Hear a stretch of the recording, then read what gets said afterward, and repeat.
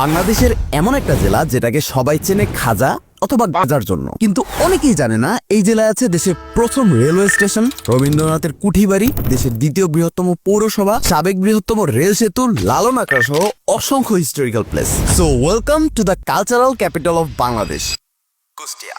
জেলার নাম কুষ্টিয়া কারণ একসময় এখানে প্রচুর পরিমাণে পাট চাষ হতো। পাটকে লোকাল ভাষায় বলা হতো কোষ্টা অথবা কুষ্টি, আর সেখান থেকেই জেলার নাম কুষ্টিয়া। কিন্তু বর্তমান কুষ্টিয়ার সূচনা করা উচিত সূচনা থেকে, মানে কুষ্টিয়া পৌরসভা। 1869 সালে প্রতিষ্ঠিত হওয়া এই পৌরসভাটি বাংলাদেশের দ্বিতীয় বৃহত্তম পৌরসভা। ইন্টারেস্টিং ফ্যাক্ট হচ্ছে কুষ্টিয়া পৌর ভবন সূচনা নামের একটা সাবেক প্রাসাদে অবস্থিত, যেটা ছিল জমিদার সতী সাহার বাড়ি। পরবর্তীতে 1966 সাল থেকে এটি কুষ্টিয়া পৌরসভা কার্যালয় হিসেবে ব্যবহৃত হচ্ছে। তবে হিস্ট্রিক্যাল আর্কিটেকচারের কথা চিন্তা করলে এটা কুষ্টিয়ার ট্রেলার মাত্র, কারণ শহরের মিলপাড়ায় গেলেই দেখা যায় ট্যাগর লজ নামে আরেকটা বিল্ডিং। সাল 1895, রবীন্দ্রনাথ ঠাকুর ওনার ট্যাগর অ্যান্ড কোম্পানি নামের ব্যবসায়ী প্রতিষ্ঠানের অফিস হিসেবে এই বিল্ডিংটা নির্মাণ করেন। অবশ্য কুষ্টিয়ার সেলিব্রিটি আর্কিটেকচার হচ্ছে হার্ডিঞ্জ ব্রিজ, কারণ এই একটা ব্রিজ কুষ্টিয়া জেলার সাথে পাবনা জেলাকে যুক্ত করেছে, খুলনা বিভাগের সাথে রাজশাহী বিভাগকে যুক্ত করেছে, আবার উত্তরবঙ্গের সাথে দক্ষিণবঙ্গকে যুক্ত করেছে। 1915 সালের 4 মার্চ লর্ড হার্ডিঞ্জ এই ব্রিজটা উদ্বোধন করেন, আর ওনার নাম অনুযায়ী ব্রিজের নামকরণ করা হয়। মজার ব্যাপার হচ্ছে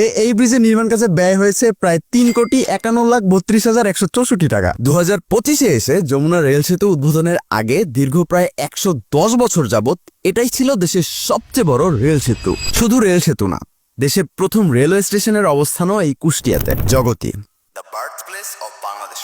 15ই নভেম্বর 1862 এই দিনেই কলকাতার শিয়ালদা থেকে জগতী পর্যন্ত রেল যাত্রা শুরু হয়। একই কারণে জগতী হয়ে উঠেছিল একটা বিজনেস হাব। তবে বর্তমানে এর অবস্থা একদমই জরাজীর্ণ, কারণ আমরা বাঙালি, আমরা ইতিহাসকে হাতে না পায়ে ঠেলতে পছন্দ করি। যাই হোক, কুষ্টিয়ার সবচেয়ে জনপ্রিয় জায়গা সম্পর্কে জানতে হলে যেতে হবে লালন আখড়ায়। যদিও এই জায়গা নিয়ে কন্টেন্ট বানানো প্লাস গাঁজাখোরদের গালি খাওয়া দুইটাই ডান। তাও ছোট করে বলতে চাইলে এখানে আছে লালন শাহের কবর, ওনার মিউজিয়াম আর ভক্তদের থাকার জায়গা। সাথে বছরে 2 বার এখানে লালন উৎসব হয়, যেটাকে আপনারা লালন মেলা নামে চেনেন। এছাড়া লালনের সাথে রবীন্দ্রনাথকে একটু প্রায়োরিটি দিতে চাইলে যেতে হবে শিলাইদহ কুঠিবাড়িতে। 1807 সালে রবীন্দ্রনাথ ঠাকুরের দাদা প্রিন্স দ্বারকানাথ ঠাকুর এখানকার জমিদার হন। কিন্তু বর্তমানে জায়গাটা জনপ্রিয় হওয়ার পিছনে কারণ রবীন্দ্রনাথ ঠাকুর নিজেই। কারণ এই বাড়িতে থেকেই 1889 থেকে 1901 মানে প্রায় 12 বছর উনি জমিদারি করেন। বর্তমানে এই বাড়িতে রবীন্দ্রনাথের ব্যবহৃত পালকি থেকে শুরু করে বিভিন্ন রকমের জিনিসপত্র রাখা আছে। তবে সবচেয়ে স্পেশাল হচ্ছে এই বাড়ির ডিজাইন।